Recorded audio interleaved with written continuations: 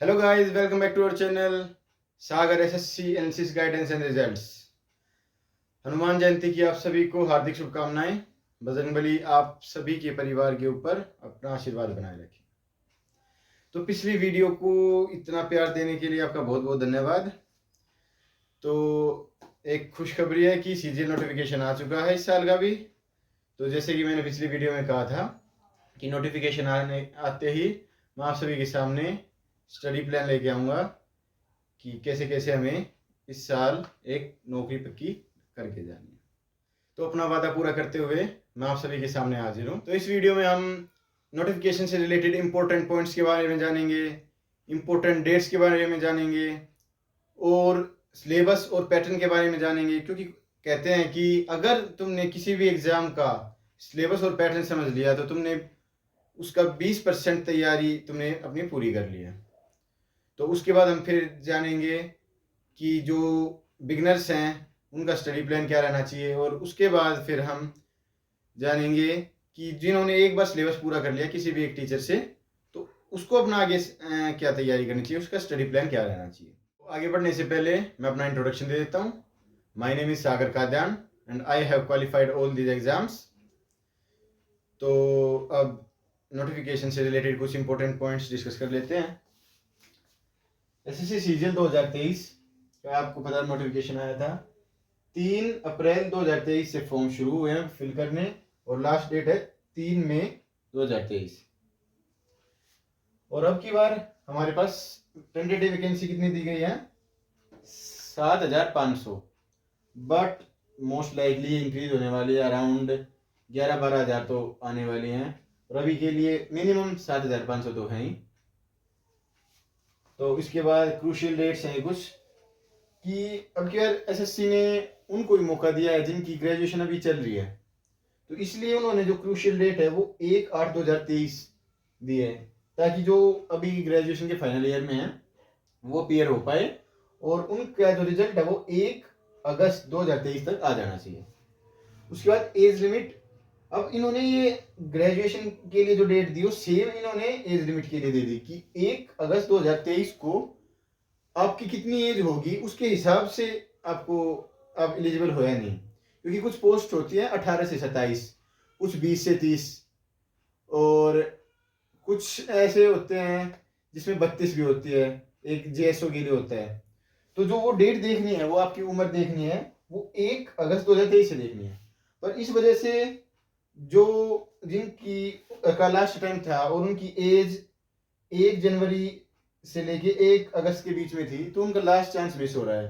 तो इसके ऊपर थोड़ी लोग उसको डिपार्टमेंट को मेल कर रहे हैं, तो देखते हैं ये चेंज होती है नहीं। बाकी अभी तक 1 अगस्त 2023 को आपकी कितनी उम्र है वो देखी जाएगी फॉर्म भरते वक्त। तो उसके अलावा रिजर्वेशन सर्टिफिकेट, जैसे जो भी ईडब्ल्यूएस होता है, ओबीसी होता है या फिर SC/ST, वो 3/5/2023 लास्ट डेट, इससे पहले बने होने चाहिए।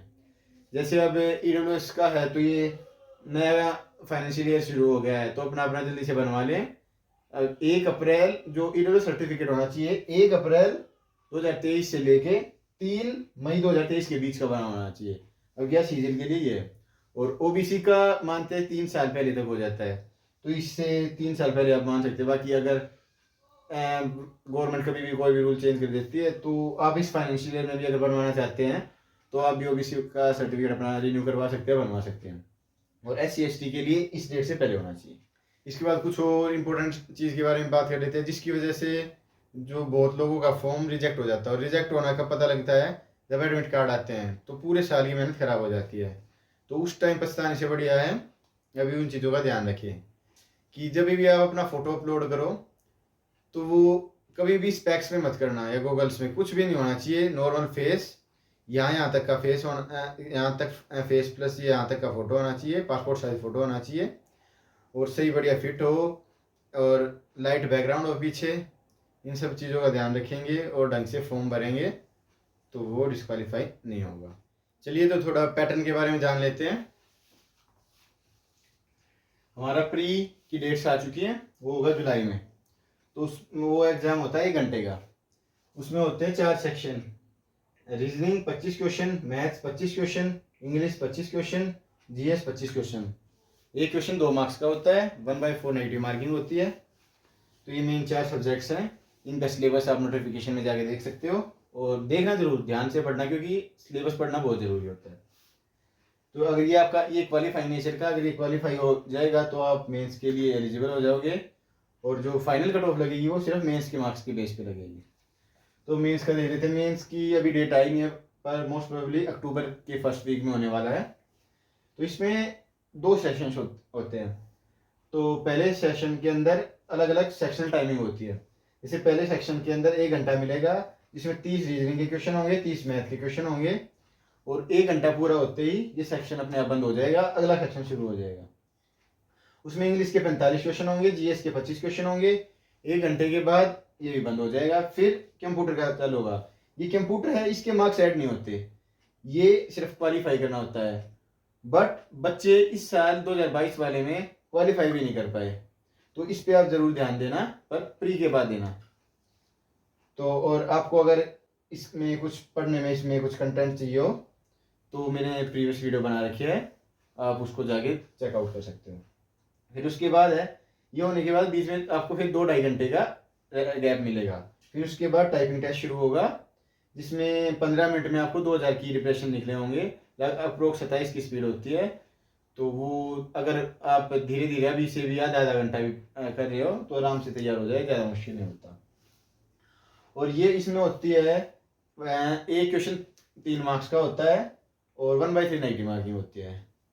तो ये था पैटर्न के बारे में। सिलेबस आप जाके वहाँ से पढ़ ही लेना। चलिए तो फिर शुरू करते हैं स्टडी प्लान के बारे में। तो शुरुआत करेंगे बिगिनर से, जिन्होंने अभी तक कुछ नहीं किया है, खाली बैठे थे, नोटिफिकेशन का इंतज़ार कर रहे थे, और नोटिफिकेशन आने के बाद जागे हैं, और वो इसी 2023 वाले को टारगेट करके ही तैयारी कर रहे हैं। तो मैं कहूँगा दे आर लेट, बट अगर वो औरों से ज़्यादा मेहनत करें और अपना 100% दें आगे आने वाले 3 से 6 महीनों में, क्योंकि 3 महीने में फ्री आ जाएगा, उसके बाद अगले उसके 3 महीने बाद मेन से लगभग। तो अगर आपके अंदर जुनून है, आप करना चाहते हो औरों से ज़्यादा मेहनत, तो मैं आपको एक प्रैक्टिकल स्टडी प्लान बताऊंगा, जो मैंने कभी अपने ऊपर भी अप्लाई किया था। तो अगर आप मेहनत करेंगे तो आप एक जॉब ज़रूर लेके जाएंगे इस वाले सीरियल से।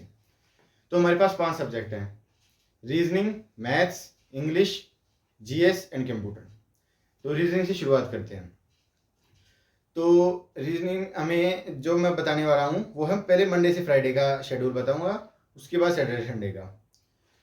तो रीजनिंग के लिए डेली की आप 1 क्लास लेना, एवरेज 1.5 घंटे की क्लास होगी। किसी भी टीचर से ले सकते हैं, आपने जिसका सब्सक्रिप्शन ले रखा है, या आपको कोई भी जो जिसका समझ आता है। क्योंकि मैंने कभी रीजनिंग क्लास नहीं ली, क्योंकि मेरा बचपन से रीजनिंग में इंटरेस्ट था, और मेरा बचपन से स्ट्रॉन्ग थी मेरी रीजनिंग। पर कोई भी एक आधा जो डाउट था मेरे को किसी भी टॉपिक में, तो मैंने सुमित गोयल सर से किया था, अनअकैडमी पे थे, अच्छा पढ़ाते हैं, मेरे को अच्छा समझ में आया था। तो आप वहाँ से भी पढ़ सकते हो। तो 1.5 घंटे की एक क्लास वो, और वो करने के बाद दिन में 1 घंटा और रीजनिंग को देना है, जिसमें 10 मिनट के लिए आप कॉन्सेप्ट रिवाइज कर लेना, और 50 मिनट में आप जो टॉपिक आपने किया है उससे रिलेटेड आपको क्वेश्चन सोल्व करने हैं प्रैक्टिस के लिए। तो रीजनिंग को आपको दिन का 2.5 घंटा देना होगा। कितने दिन के लिए? 1.5 महीने के लिए, क्योंकि रीजनिंग का सिलेबस इतना ही होता है कि 1.5 महीने में वो आपका पूरा हो जाएगा। तो इसके बाद बात करते हैं इंग्लिश की। तो इंग्लिश में भी आपको किसी भी एक टीचर से, जिससे भी आपको पढ़ना है, दिन की 1 क्लास ग्रामर की लेनी है, 1 क्लास वोकैब की लेनी है। वो भी दोनों 1.5 घंटे की हो जाएंगी लगभग। 2-3 घंटे तो क्लास में निकल जाएंगे आपके, और उसके अलावा 1 घंटा आपको सारा रिवाइज करना जितना भी आपने दिन में पढ़ा है। तो आप अगर टीचर मैं रिकमेंड करना चाहूँ तो मैंने रानी मैम से पढ़ा था। वो उन्होंने बहुत अच्छा पढ़ाया था। मेरा स्कोर कभी प्री में 32 आता था, तो अगले ही में उनसे कोर्स करने के बाद मैंने 47.5 किया था प्री में स्कोर। तो मेरे को अच्छी लगी थी, अनअकैडमी पे ही है वो भी। तो अगर आपको कोई और टीचर अच्छा लगता हो, उनसे आप पढ़ते हो, तब उनसे पढ़ सकते हो। पर दिन का आपको इंग्लिश को 4 घंटे देने होंगे। 3 घंटे की क्लास जो वोकैब और ग्रामर के लिए, और 1 घंटा आपको रिवीजन को देना होगा। फिर उसके बाद हम बात करते हैं मैथ्स की, जो मेरा फेवरेट और किसी को तो डर लगता हो उससे, पर फिर भी उसके जो हाँ, और जो ये इंग्लिश का था, इंग्लिश का आपका सिलेबस लगभग 3 महीने में पूरा हो जाएगा। तो आप जो प्री तक है, प्री से लगभग 3 महीने या 2.5 महीने में पूरा हो जाएगा। तो प्री से 10-15 दिन पहले आपका लगभग सिलेबस पूरा हो जाना चाहिए।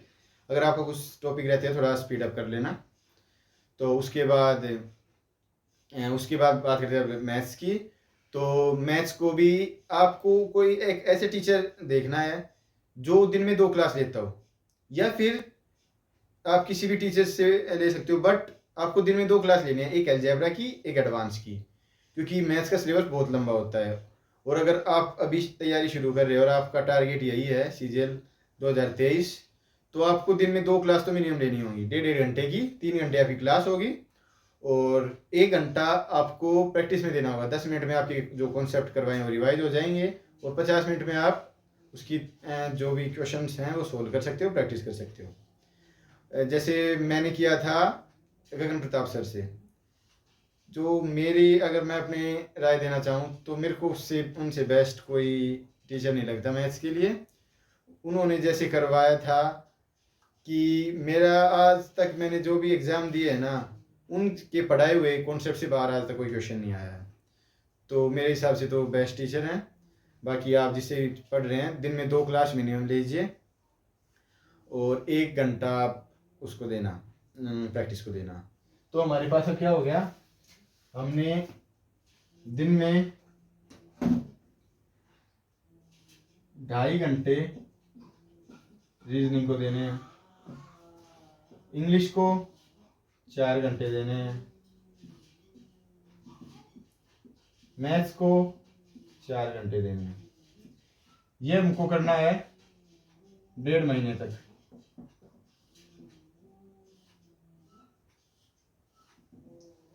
और ये हमको करना है 2.5 से 3 महीने।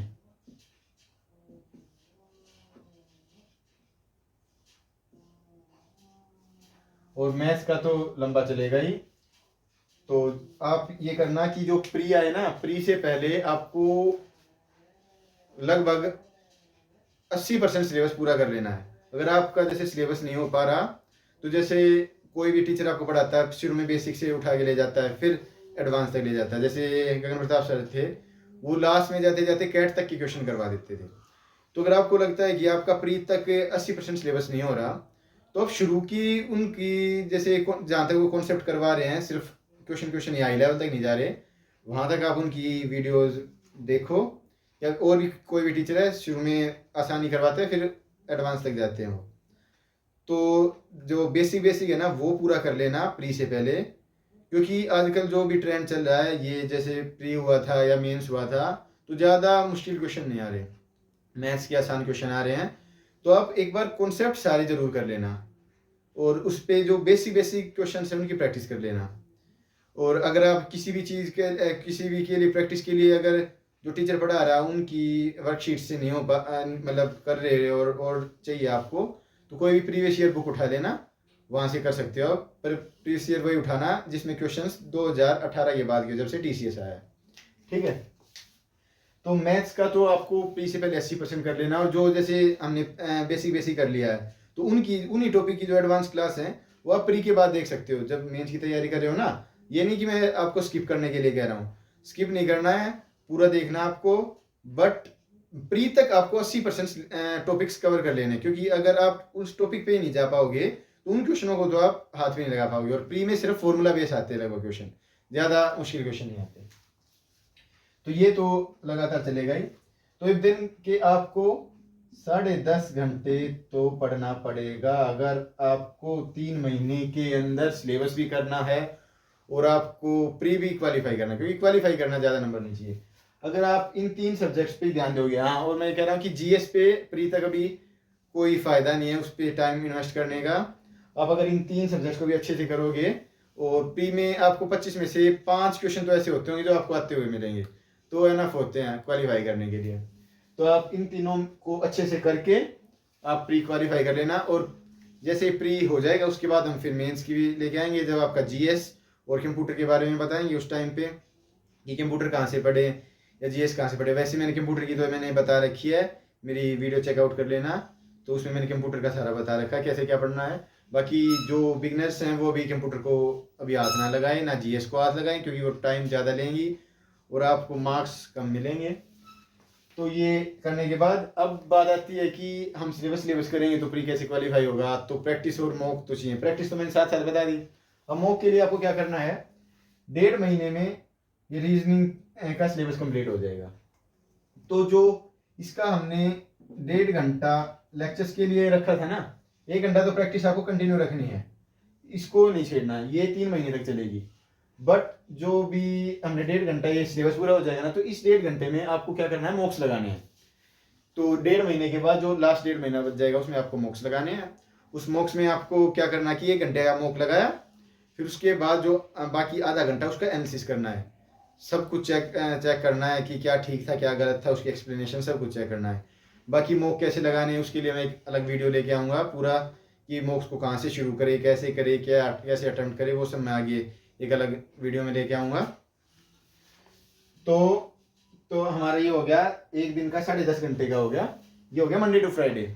अब इतना पढ़ने के बाद और रोज ये पढ़ने के बाद वो पीछे का हम सोचे भूल जाएंगे, तो हमें सैटरडे को जितना भी हमने पूरे वीक में पढ़ा है वो रिवाइज करना है। सैटरडे कुछ ज़्यादा एक्स्ट्रा नहीं करना, सारा रिवाइज करना है। अगर आपको और ज़्यादा पढ़ने का मन हो रहा हो तो जो भी प्रैक्टिस के लिए कोई क्वेश्चन बच जाते हैं आप नहीं कर पाते किसी दिन, तो सैटरडे को पूरा करना है। और संडे को आपको चिल करना है, अपना माइंड फ्रेश करना है। अगर कोई आउटडोर गेम खेलने जाता है जैसे क्रिकेट वॉली वगैरह जो भी कुछ खेलना चाहता है, अपना खेल के आओ। उस दिन मूवी देखो, माइंड रिलैक्स करो, क्योंकि आपको अगले 5 दिन फिर लगातार 10 घंटे पढ़ना है, तो it's not a easy task. तो आप संडे को अपना माइंड फ्रेश कीजिए और मंडे को दोबारा फिर अपनी तैयारी को शुरू कीजिए। और लगातार 5 दिन आपको 10.5 घंटे पढ़ना ही पड़ेगा। अगर आपको जो भी पीछे से कई साल से तैयारी करते आ रहे हैं उनको compete करना है, तो इतना टाइम तो देना ही पड़ेगा। तो ये था स्टडी प्लान फॉर बिगिनर्स। जिन्होंने अभी सिलेबस भी नहीं किया है तो ये वीडियो थोड़ी ज़्यादा लंबी हो रही है, तो अगली वीडियो में बताएंगे हम कि जिन्होंने सिलेबस पूरा कर लिया है उन्हें आगे कैसे तैयारी करनी चाहिए, उनको किस सब्जेक्ट को कितना कितना टाइम देना चाहिए। अगली वीडियो उसके लिए लाने वाले हैं, तो आपको देखनी है तो चैनल को ज़रूर सब्सक्राइब करें। और अगर ये वीडियो अच्छी लगी हो, आपके लिए फ्रूटफुल हो, तो आप इसको लाइक करें, शेयर करें, और आपके मन में कोई डाउट हो तो कमेंट ज़रूर करें। तो आज के लिए इतना ही। जय हिंद, जय भारत, जय बजरंग बली।